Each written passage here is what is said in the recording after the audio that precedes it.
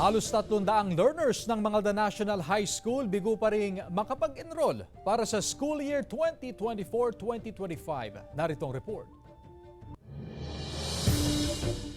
Maaga nagtungo sa Mangaldan National High School si Mang Jumel upang ipa-enroll ang kanyang anak.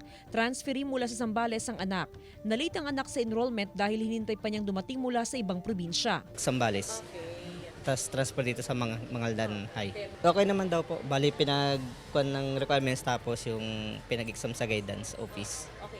Opo. Bali hintayin na lang si principal kung anong section ilalagay po. Sa monitoring ng Mangaldan National High School as of August 4, 2024, kabuang 8,055 ang enrollees para sa school year 2024-2025. Kulang ng halos 300 learners kung ikukumpara sa datos ng nakarang school year.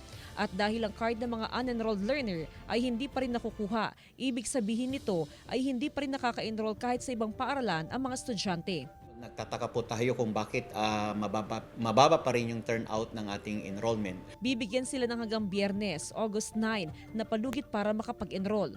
Pero kung hindi pa rin, magsasagawa ng tracing ang pamunuan ng MNHS sa mga unenrolled learners sa susunod na linggo.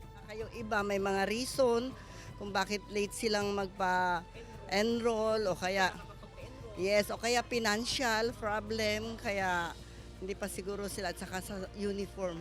Target ng Manghay na maabot o malampasan pa ang 8,300 na target enrollees ngayong taon.